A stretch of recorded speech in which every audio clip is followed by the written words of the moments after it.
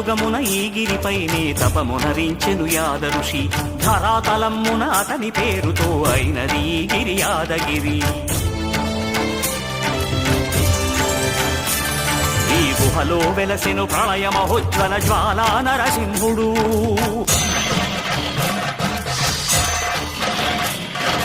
భక్తాభీష్టములన్నీ తీర్చే లక్ష్మీ నరసింహుడు.